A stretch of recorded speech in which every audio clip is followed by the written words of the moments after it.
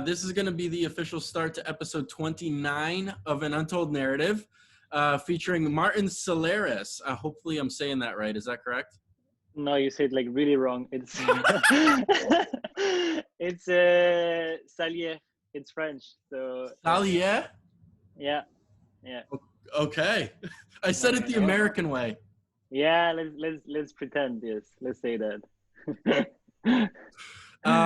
So you are currently the senior footwear designer over at Filling Pieces, based out of Amsterdam. Is that right? Yes, that's correct. Yeah. Cool. So, well, thanks for joining us on this week's episode. What I like to do is just highlight people who are maybe a little bit unknown in the creative field. This is a podcast that features people who don't have a massive following, who aren't super famous, who aren't, across the map as a ultimately well-known person, but as somebody who we've known each other for a few years now through Instagram primarily. Yeah. I wanted to kind of share your story and kind of hopefully you can provide some value to people. And my first question is really, where are you from? Kind of where was your childhood? How did you get into footwear design? Things like that. Okay. Well, first of all, thanks for having me. I'm really happy to be here. So I'm from France. I was born in the south of France. Close to the coast, and then but I was brought up in Paris, like because my parents moved, and like so I was brought up in the eastern suburb of Paris, and I had a pretty normal, I would say, like childhood, and just did like very like normal high school and everything. Nothing really special. I was always like drawing. I was really into car design, and I really wanted to be a car designer. But when I finished high school, I was a bit lost, and I didn't take the leap of like going into design because I thought it was like super because my parents are not designers and they're not in this field, so they were like a bit stressed, like, really, you want to be a designer? Like, don't you want like a real job? And then I was like that's a real job, but like, so I did like I studied physics and chemistry first at university, like super random, and after a few years I was like, yeah, that's definitely not what I want to do, what I want to be. And so I did a preparation year in Paris to check my level, in like in arts and like drawing and stuff like this. And I was doing quite okay. So that was really good for my ego, actually, because I was a bit insecure. And then like one day my mom, like, she saw in the newspaper, she was like, hey, there's this really good school in Eindhoven, Holland, just check it out. And I was like, okay. I was a bit lost. I didn't really know where to go. And I applied to a lot of schools in France, but like I didn't know much more like outside of France. I never thought of like going abroad also. And I checked it out, and like 10 minutes after I was like signed up for the application. 3 weeks after, like, I was driving, I took my car and I drove to Eindhoven to do the admission. Like, I really felt like a baby. I was already 20, I think, back then. But I really felt like a baby. That was the first time I was leaving my parents and stuff like this. The application went well, and so I moved to Holland. Wow. To Eindhoven. Yeah.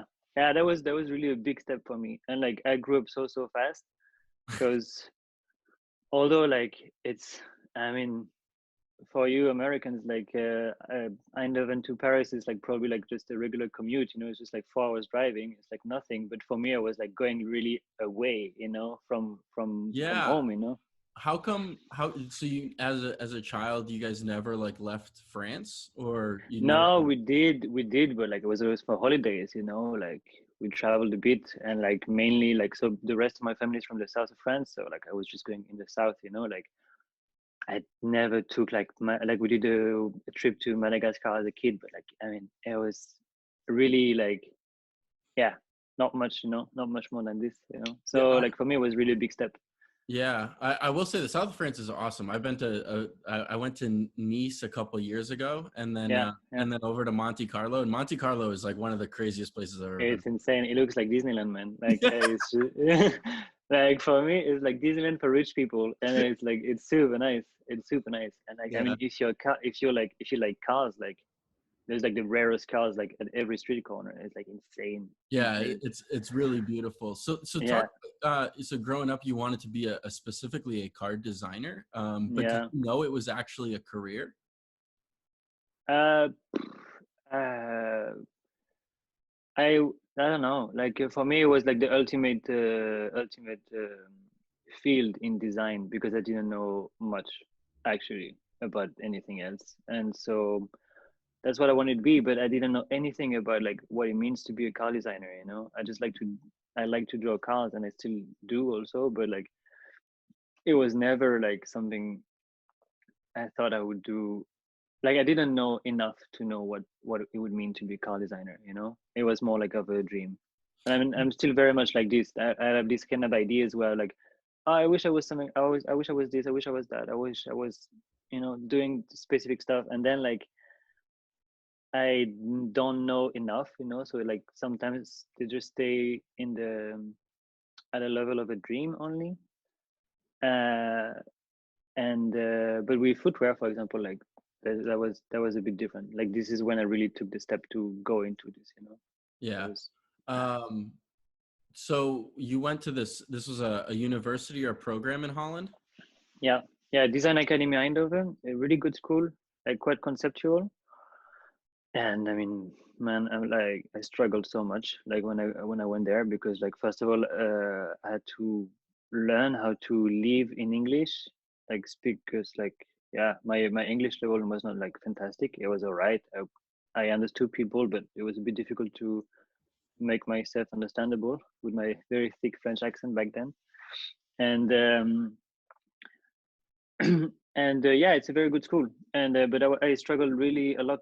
I struggled a lot, and until I did an internship in Stockholm at an American designer, Shane Sneck, product designer, like really good designer, and he taught me how to, you know, he taught me the beauty of objects, you know, and I was so like after this internship, I like everything went so well.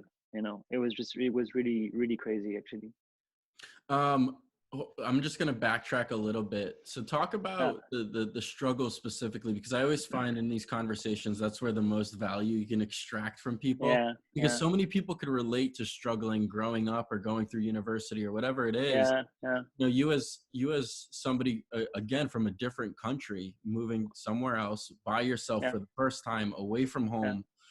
You know, talk about that experience. Was it really just the language barrier, or was it that you just never had a Mm. formal kind of design process before? Yeah, that was exactly it. I didn't have like a I didn't know what it meant to be a designer.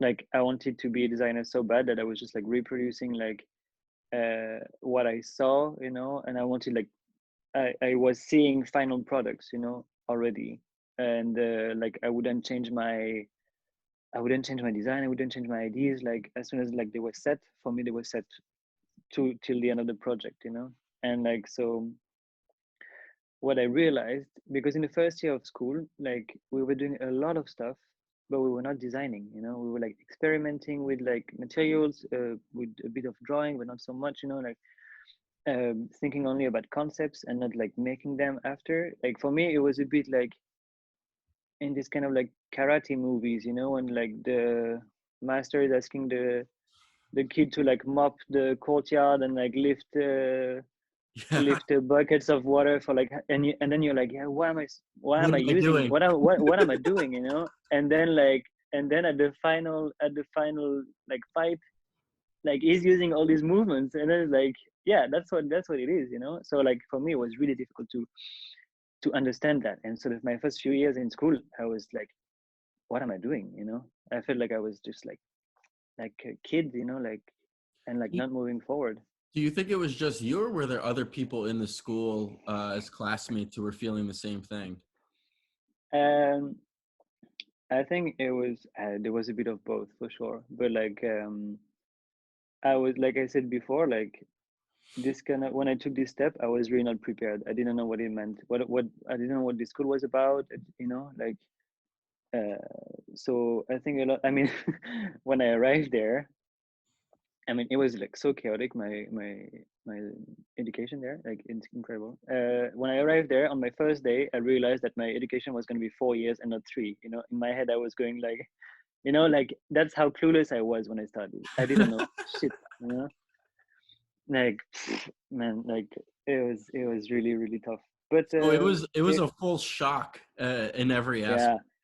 yeah, yeah, yeah. I mean, yeah, yeah. It was a really one of the biggest step of my life for sure. Like to do this, But and I'm really grateful I did.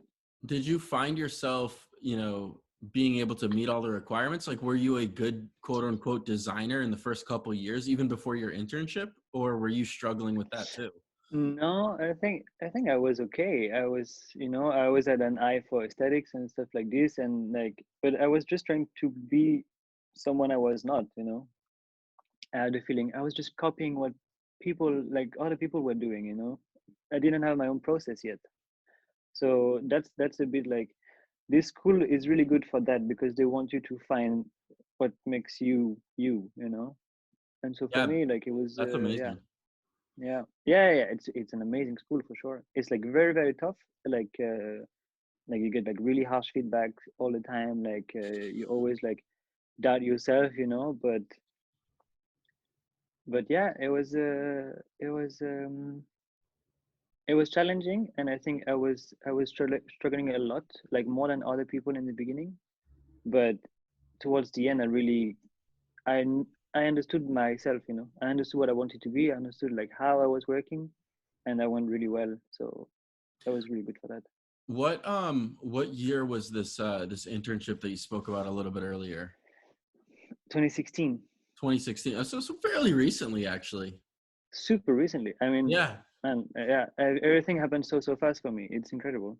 Yeah, I was gonna say that. I mean, so you spoke about that being a like pivotal point in your design career because as you mentioned, you learned about the how beautiful objects are and how they Yeah, can need inspiration and things like but that. yeah, but it was about how beautiful they are, but it was also and actually mainly about how important they are and how important it is to make beautiful objects. Even if like you can touch only one person, is like would be happy to have this in their house. I thought like, yeah, well, I did my job as a designer, and before like I was always like that it needs to have a deeper meaning. It needs to be like a bit more conceptual. I need to change the world, and like if you change already like someone's, you know, mind, it's already good enough. And so for me that was really really important. And then of course like I learned a lot about like working like with details and stuff. Like I mean I was working on SolidWorks, and I was making like the designer Shane, like he was like asking me to change like a fillet of like zero point 0.3 to zero point 0.4, and I didn't understand like how important it was, but like I was doing it, and then I understood that this is how it works, like everything is in the details, in the small details. So it was really good. It was a really important moment for sure. How long was that internship? 7 months. Oh, that's a long internship. Yeah. Yeah, well, it was nice. I was there with my girlfriend because my girlfriend is Swedish, and so we went there, and it was very cozy. Like I mean, it was not paid. It was a bit shitty, but You did that for uh, 7 months without getting paid? yeah, So one of the topics of conversation that comes up all the time, with the guests on this podcast is like yeah. whether you do something for free or not. And so maybe I'll push you a little bit to try to get your perspective on, do you think it was worthwhile doing something for that long for free? I think it was worth it with a lot of hindsight. We like what like looking at it like 4 years like ahead, like it was good because it like really shaped me. But at the very moment back then in 2016, like after a couple months, let's say the first 2 months, 2 3 months, I was like, yeah, okay, I'm learning stuff every day, like I'm learning how to be better or whatever. And but after a while, I was like, okay, actually, I'm doing a lot. I'm making all these projects and stuff. Like I make them happen. So it felt a bit weird not to be paid, but I never complained, and I was always okay. And I had like a small like I was not paid like that, paid directly by the studio, but I had like fundings from like the European Sure. study, like how do you call it, like a scholarship kind of. But yeah, Yeah, I mean exactly. it wasn't much. It wasn't much for sure. Yeah, I Yeah. mean, I just think it is to just even to get your foot in the door of experience, doing things for free. Sometimes you have to make Mm, that sacrifice. At least you have for that sure, on your for resume. sure. yeah, I mean, for me, that was like my very first experience as a designer. Like, I had like basic skills. Uh, yeah, for sure. In the beginning, it was not worth paying me. Let's say, like, but after a while, like, yeah, I think I did. I was doing quite well, so for Yeah. sure. But like now, I unless I'm working for friends and like it's like a common project and like we know we're not gonna get any money. I don't think I do anything for free. Huh, that's You really know? interesting. Your perspective's Yeah. kind of changed now. Yeah. Well, it very much depends. But like, yeah, I think every like it doesn't have to be much. Like when I say that I'm getting paid, like it could be also paid in like a product or whatever. Sure. Like it doesn't have to be a lot of money. But I think that There every be work is there worth should be some something. benefit. Yeah, exactly. If I feel like I'm bringing more to the project that I'm getting back, then for sure I need to be compensated for that. Yeah. But I So think it was also like when we talked about this. I think when you came to Amsterdam 2 years ago, like, and you told me with like because I think like you have this very like maybe American perspective, but you were like talking about like in your in a company like at the point where you cannot grow anymore, like either financially or like you cannot learn something anymore, then like something is wrong. Like then you need either more responsibilities or you need something else. And I think about this a lot actually, but like it's very important. I think it's very that, important to know your worth. that's For uh sure. that's awesome that you remember that conversation. Yeah, yeah, of course. Yeah. So let's you did the 7 month internship. Was that in the middle of your studies, or did Yeah, you go back to yeah, school afterwards? yeah. I went back to school after. So basically, these studies, you have to do an internship like the semester before you graduate. Okay. And because I was delayed, actually, because I missed a semester, I had to redo it, whatever. I had actually, when I went back to school, I had one semester to finish, and then I graduated. So I like still 1 full year in school after, and which was really really good because like in those 6 months, right after the internship, I decided to that I wanted to be a footwear designer. What So what triggered that decision? yeah, well, it was well, she asked me not to say it, but it was a bit my girlfriend actually, because like, but because like at every city I would visit, or like any like I would always like to go to sneaker shops, or like and I was always into it. I was also going always to Decathlon. Do you know Decathlon? Like Yeah, yeah, yeah. the yeah, and always checking the shoes because I thought they were very interesting. Like they were very technical. There's a lot of like materials, like fabrics, colors. Like it's like a very complete like a 360 object. Like there's like it needs to look good in every angle. Like it was. And she told me like, yeah, well, you should maybe make shoes. You like it so much. And then I was like, yeah, that would be nice, but I thought it would be very, very complicated to get into it. Same as car design. Like back then, I already dropped being a car designer because I thought like it was too elite in a way. Like it was just too many steps. Like you're basically when you do car design, like you're a junior designer your whole career, and then like maybe eventually when you're like 50, you can lead a team. And I was like, yeah, I don't want to do this. Like the process is too long. You work on like a fucking mirror for like 2 years, and then like maybe it was gonna make it to a car. Like I was just like not ready to do this. That is, So it is she, amazing how, elitism there is around car design, if you would, and then yeah, how little progression there is in that industry, because it's like, to yeah, your point, you work on a bumper or a mirror for 4 years. yeah, yeah. I mean, a bumper sounds interesting, but a mirror, like, like it's just like, it's like I think it's because it's probably the most expensive object you're gonna buy in your life. It's like I don't know, at least 10,000 euros, and I'm like, of course it's like there's something elitist behind this. Of course it's like you need to be a really good designer. Oh, that's what you think, at least. I mean, there's a lot of very ugly cars, and more as a feeling, but like You know, it's just like there's like yeah, there's this thing. And also like back in the days, like in the 60s, 70s, you know, like designers, like they were almost half engineers, you know, like they were like thinking about like, I don't know, moving the engine to the back, you know, like maybe like, and like everything would like influence like performance, you know, like so it, of course, like it, you kind of the ultimate designer if if you know, if you have all this engineering knowledge and like and then if on top of that you can put good aesthetic, that's fantastic, I think.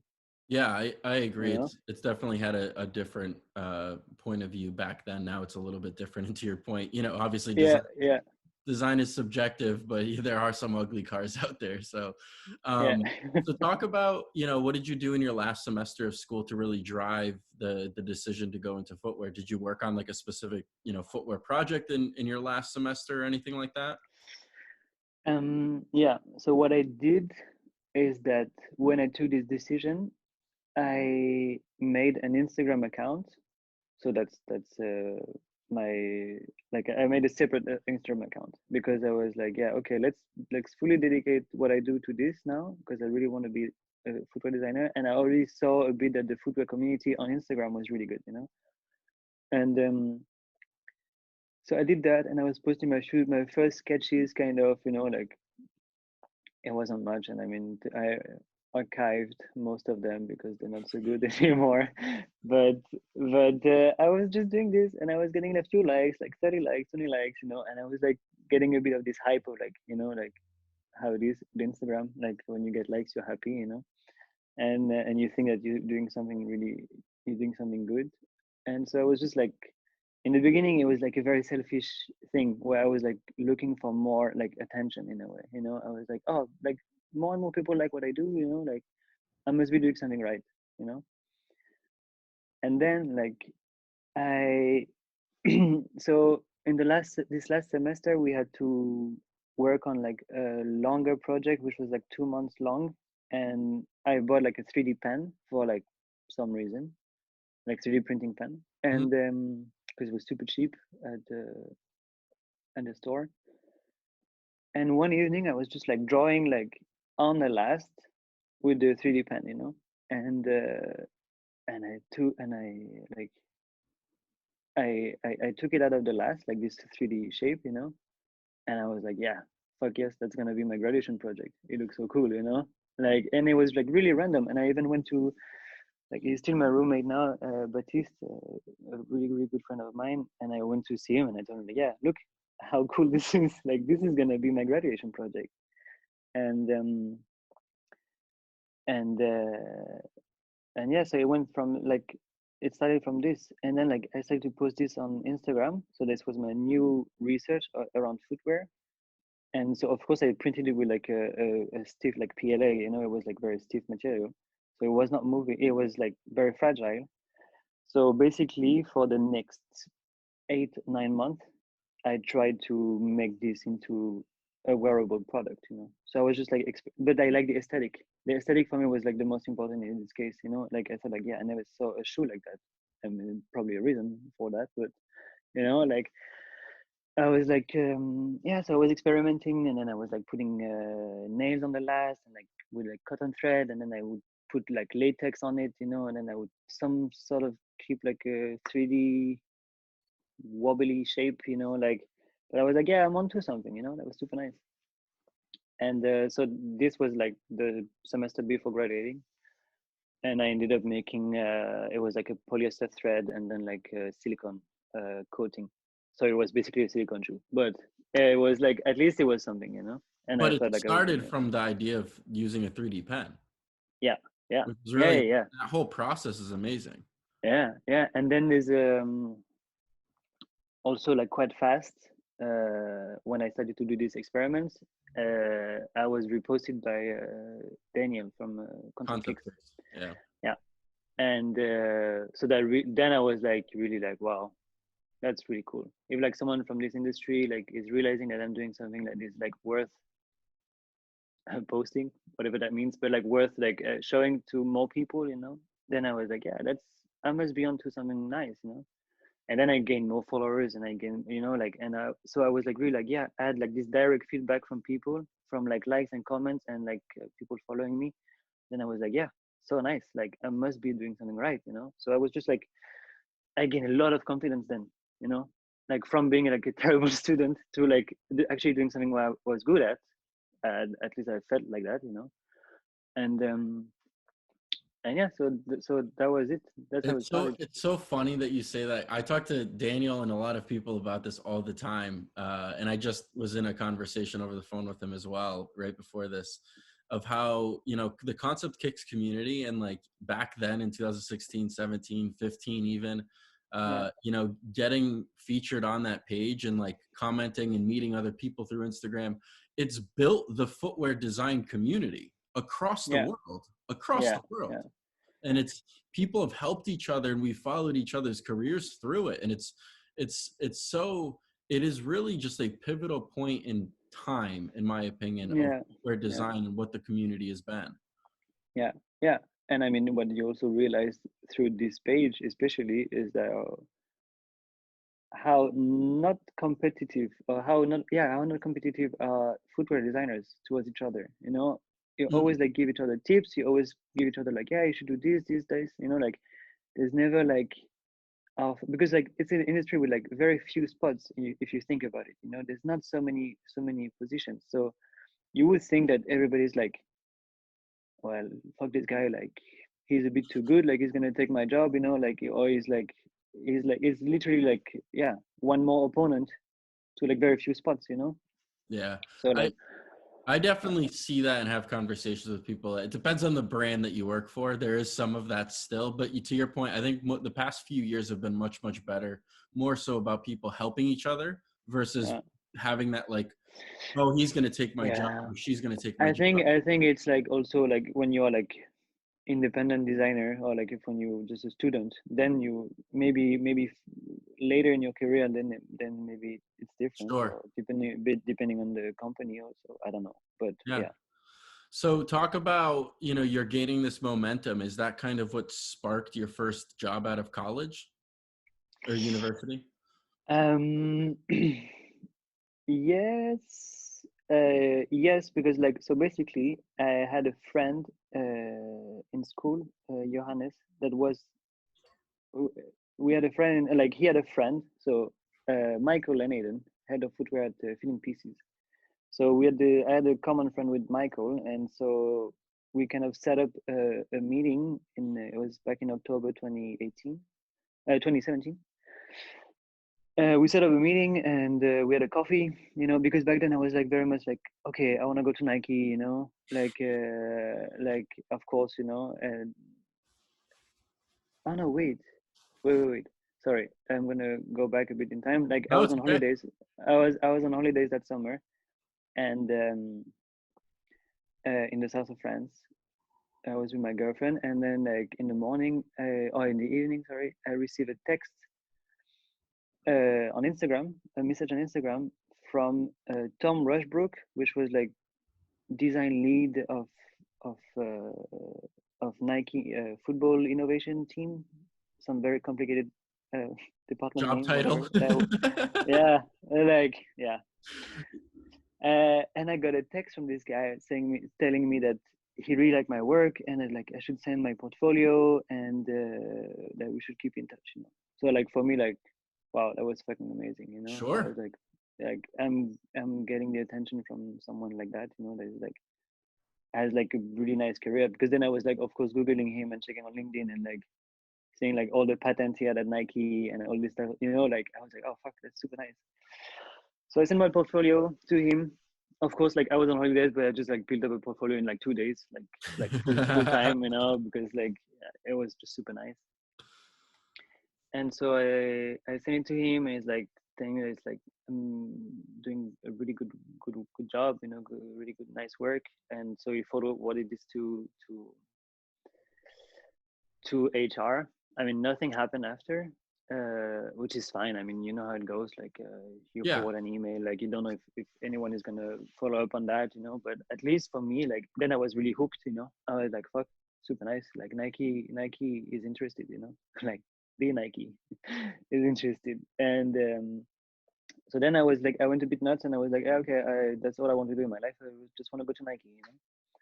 And then I met Michael. So a few months after, Michael Lanaden, and we had a coffee, and he was telling me, because this was also his first job filling pieces, and he told me like, yeah, you know, like of course Nike is nice, but like if you're gonna spend 6 months like drawing like the I don't know the one part of the outsole of like whatever new Nike shoe, like is it really what you want to be?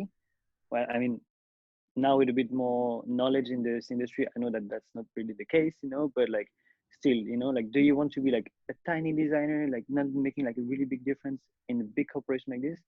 Or wouldn't it be better to be in a smaller company where you can have like a lot more impact, learn like way faster? And then like my mind shifted, so like I'm extremely influenceable apparently, but like but then I was like, yeah, that sounds great. Yeah. That's actually what I want to do, you know. So was Michael the first footwear designer for filling pieces? uh I would say, yeah, first official footwear designer maybe. Okay.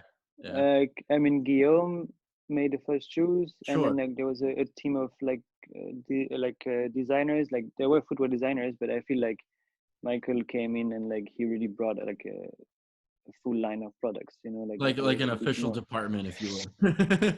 Yeah, no, yeah, but like it was more about like it was not like an official like department, but it was more like it was creating more diversity in the line, you know. Cool. And yeah, it was also very good times for filling pieces, you know, and like was really like everybody was looking at the brand, and so like they made like a lot of these like very nice sneakers that, you know, are part of like the great archive of shoes at filling pieces, of course. Yeah, I've been following filling pieces since the first time I saw their shoes featured on Concept Kicks. So that's how. Yeah, yeah, I mean, for Americans, you got to think about like how else would we find out about all these indie smaller brands out of yeah, Europe? yeah, yeah, You know, yeah, Daniel does a great job, in my opinion, of highlighting these super small brands, or small back yeah, then. They've obviously yeah, yeah, grown a tremendous amount due to yourself, Michael, and all the others. yeah. But yeah, it's really the brand is transformed and tells such awesome messaging and storytelling and products, and it's come a long way. So you For really sure. got in early. Well, not early for the brand because like it was 2018 when I started my so wait, because I didn't get the job right after this. I was just like really hooked on that, you know. I was just wanted The to do it, you know. idea of But working for then, somebody smaller to do more. yeah, exactly. And then back then, so I graduated 2018 when I would like continue this project with the 3D threads, you know, 3D shoes. Um, and yeah, so then there was an open position at Film Pieces, so for a photo designer. So I applied, and I had to do an assignment, like build like draw like three shoes, like one for like, you know, for different target audiences, stuff like that. So I did that, and I worked like 2 weeks, like full time. Like I was just like, it was crazy, like day and night for 2 weeks, you know. And I still think it was a good assignment actually.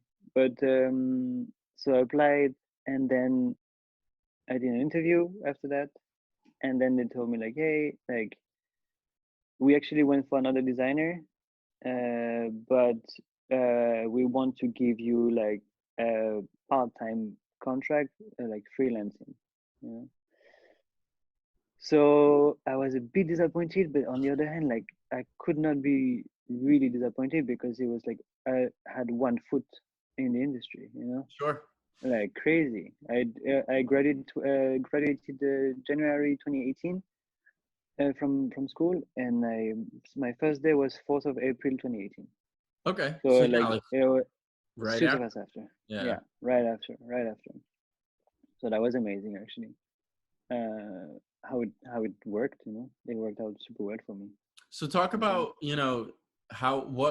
what did you have to do to go from part-time to full-time? Were you just like working all the time and doing these amazing things? I don't know. I was like, I don't know, man. No, I was.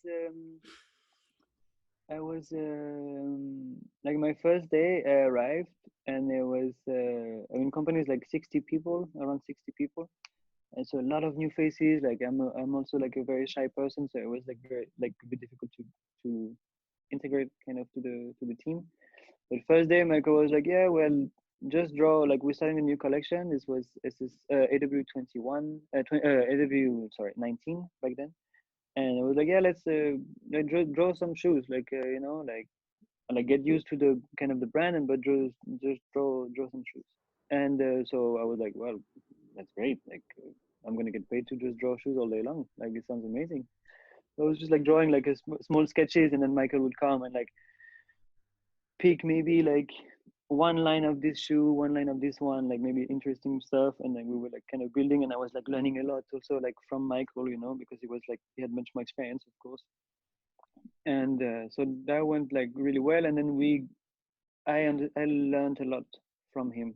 Then you know like so, and we had like a good relationship, so that was really good. And then like yeah, I mean it's also a job like footwear design is like all the fun of like drawing shoes, but like when you're in a small company, you also have to do like all the tech packs, and like communicate with the factories, and do like all this like backhand work that no one really sees, but like is actually like the like key, like a Really key important.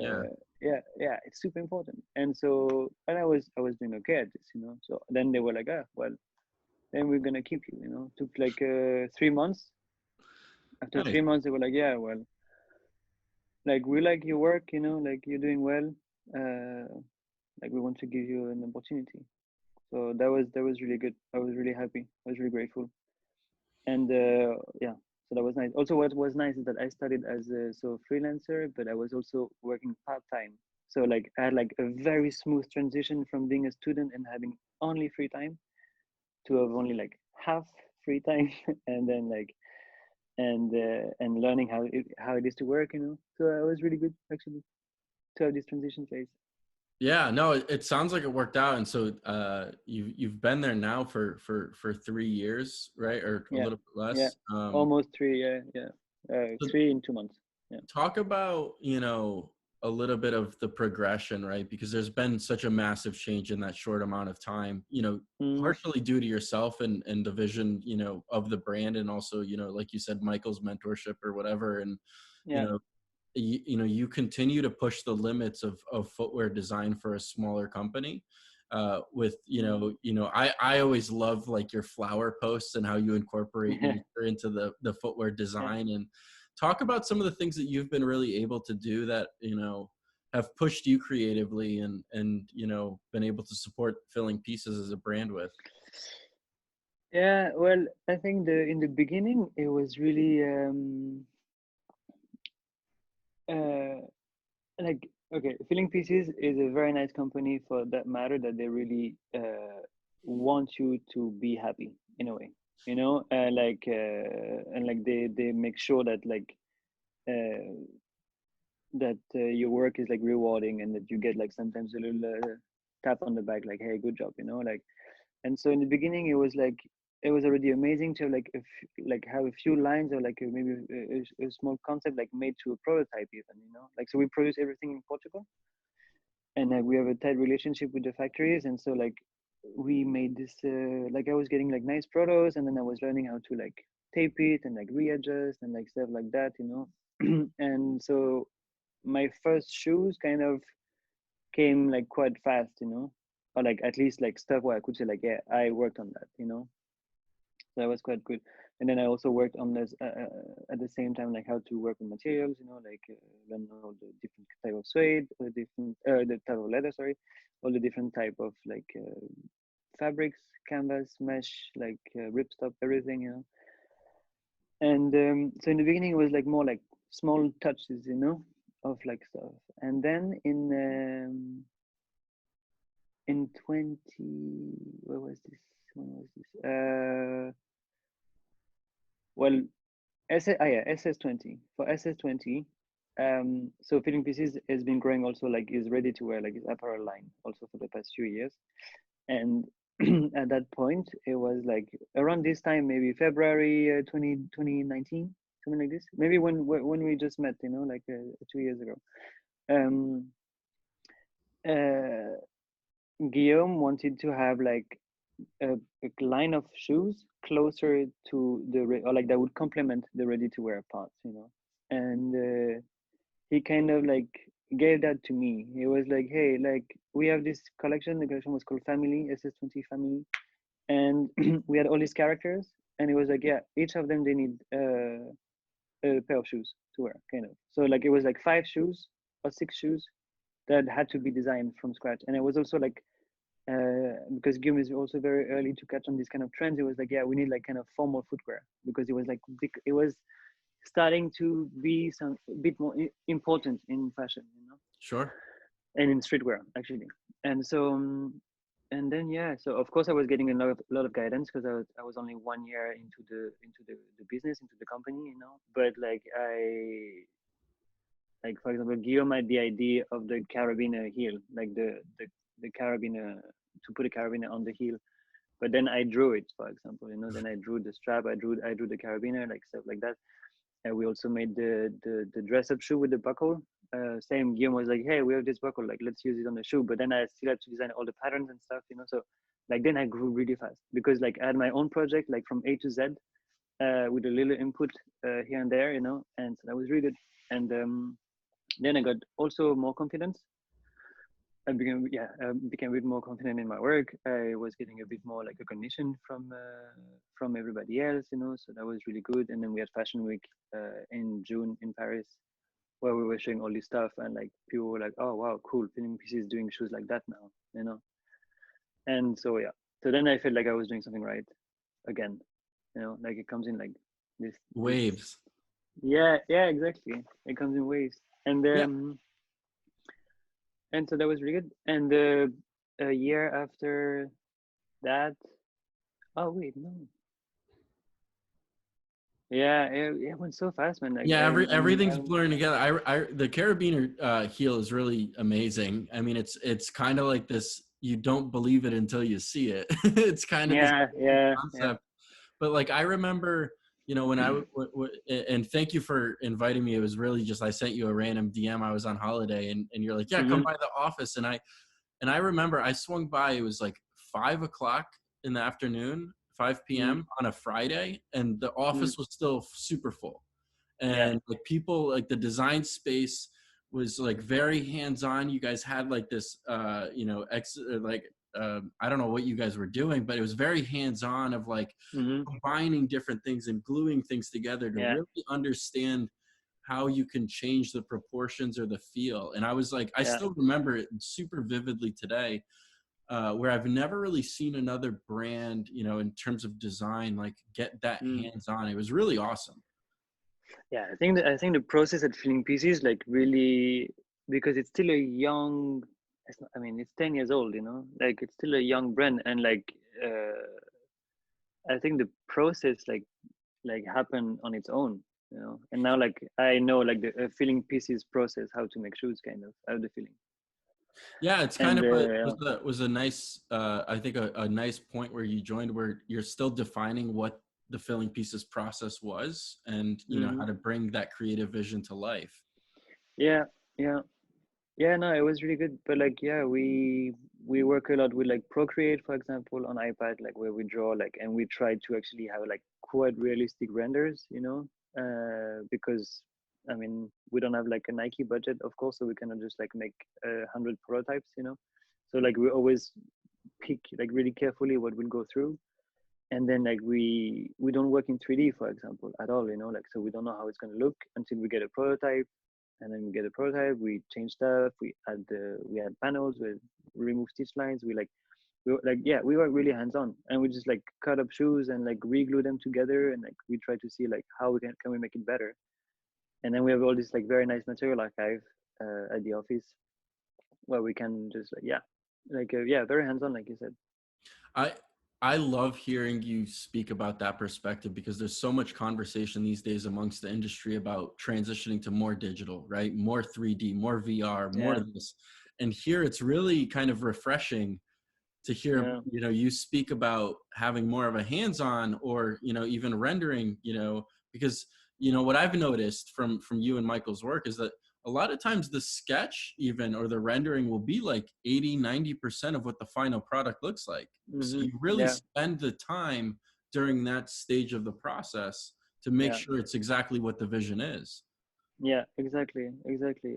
But I think also like with the working more digital, I think maybe in more like performance wear, it makes sense because Mm, there's a lot of like parameters to take into account, and like need to make it like lighter and have more like grip and more like be more tight and more like I don't know, support on the heel, whatever.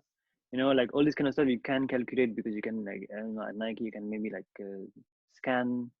You have like all this data that you can use, like where are the pressure points on the outsole, like stuff like that. Like we don't have that. We're still a fashion brand.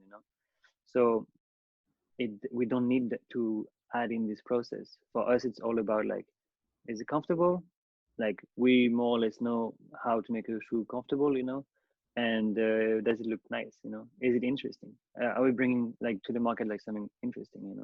yeah. And And I think you have, from my perspective, I think you had. I mean, most recently, even I think it was a month or two ago. You were featured on High Snobiety, which must have yeah, been another wave of yours of like, yeah, I'm yeah, doing something right. So yeah, yeah, talk about the power of social media. Between you, Michael, and other team members at Feeling Pieces, of yeah. like how much recognition and like waves you've been able to make in the industry through just social. Yeah, I think it's very important, and also that's also something that is really nice is that at filling pieces you can claim claim. Like you can say that you worked on something. You can really be like, I designed that product. I don't think that's the case at a lot of of companies. Like even within fashion, because you have the creative director, and Sure. like everything needs to look like it was from this guy. When they actually have like huge teams of designers. Sure. And at Philippines, like that's not the case. Like I'm like, yeah, I designed the Chris Runner. Then that's my shoe. It's a Philippines shoe, but that's I was the designer. And like and Guillaume is also very good at pushing his own designers and be like, hey, like look at this amazing guy. Like look at what he's doing. Look at this girl. Like what she's doing. Like super nice. Like I think it's great to have this mentality. It's Do like you, do it's you really think not selfish. do you think it makes it more authentic? Yeah, I think so. I think it's more like if you have like a deeper connection with your people. I don't know, with your employees. Like you feel you don't feel like you're a number in a company. You really feel like a person. And I also grew a lot. Uh, I also grew a lot at filling pieces thanks to that. For sure. Sure. Yeah. Yeah, I think that's yeah, really amazing, and what I've noticed, and I think it's presented really, really amazing opportunities yeah, for yourself and a lot of others. But let's talk a little bit less about Filling Pieces specifically, but more so about yourself. Like, yeah. talk about, you're now into the 3 years into the industry, or after post, university. Yeah. What are you happy? What do you want to accomplish in your life? Do you think about goals long term for yourself?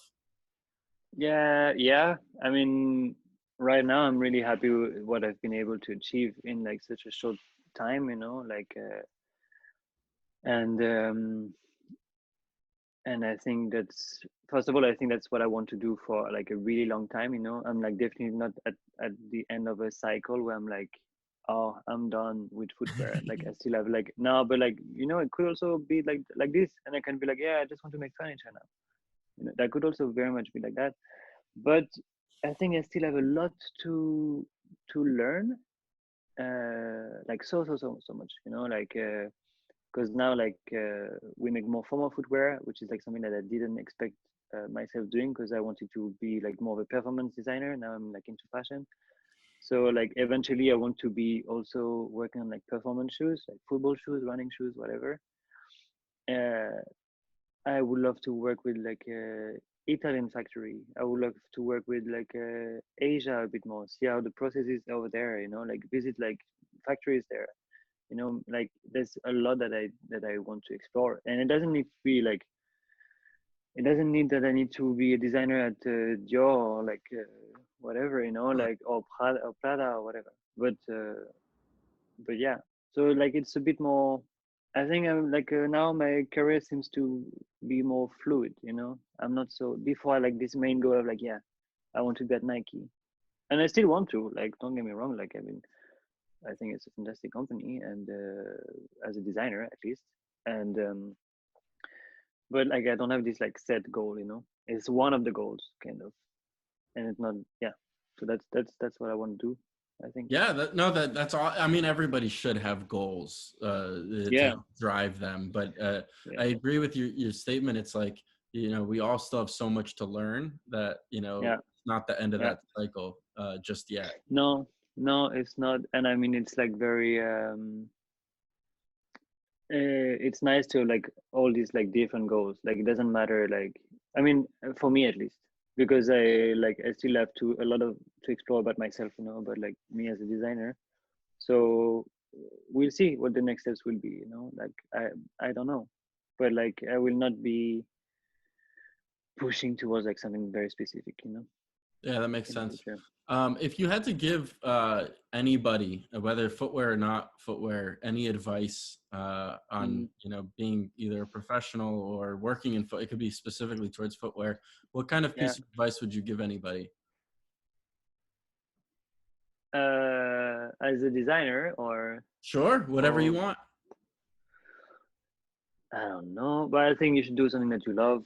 It's super cheesy to say that, but that's true. And for me at least, like I love, like, I have some friends, when you ask them like, what do you do, like how is work, and they talk to you about like how little they work, or they tell you like about their next holidays.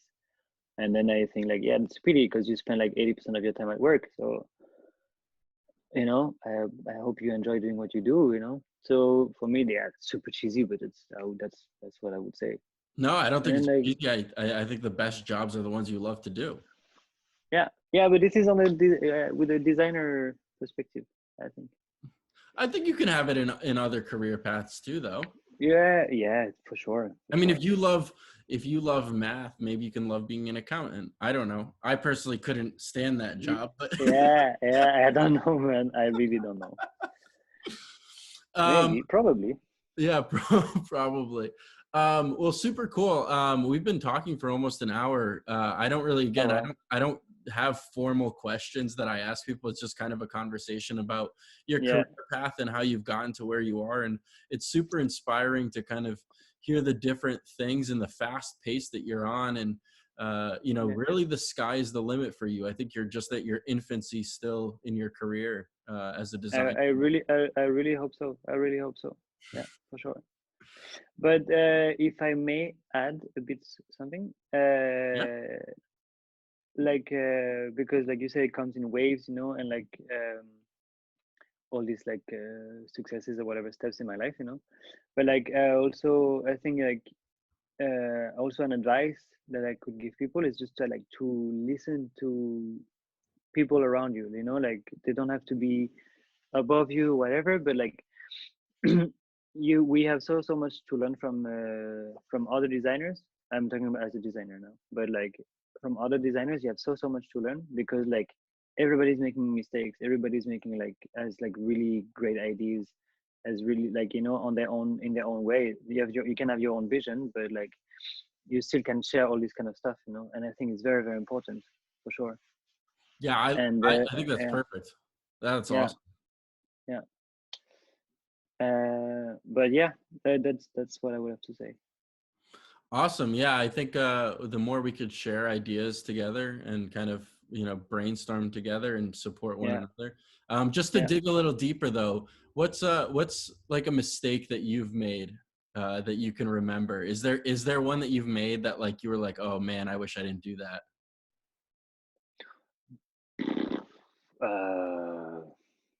I don't know. I know I'm putting Uh, you on the spot. It's so hard to think. no, but like I mean, we always make like like small mistakes, and like the good thing is that it never had like big consequences. I mean, I made prototypes of the most ugliest shoes I've seen in my life, you know. But like, that's not a mistake, you know. I tried. It was good to try. Like, I hope no one sees it ever, but it was really good to give it a try for sure. So it's just part of the process. You're gonna just make It mistakes. is, yeah. So far for me, yes. So far so good. We see. Maybe I make a huge mistake at some point, but so far I've been doing okay, I think. Let's hope not. Let's hope you Let's hope not. keep Yes. rising and doing the right things. I think you are doing the right things. You know, even when uh, I still remember, you know, even after we met up at the office, you're like, let's go out for a drink or you know, some food, and you're just a good Yes. person, and you're always willing to help and share advice. And I appreciate you coming onto this podcast and kind of sharing your story. Where can do you have your own website, or you know, where do people find you? No, I don't. It's been I'm working on it for the past 3 years, so no, I don't have a website. And I think it will never come. No, I mean, just on my Instagram, I guess that's where I share all my work. And Perfect. but yeah, but thanks for having me, David. Yeah, this was awesome, man. It's good to see you again, and hopefully we get to see each other in person. You know, once Yeah, I quarantine. hope I can come to Boston someday. I welcome you. You have a place to stay anytime you want. Super nice, super As nice. soon as we Yeah. open the borders. So, thank you for joining me. Have a great rest of your Sunday on episode Thank you. 29 of An Untold Narrative.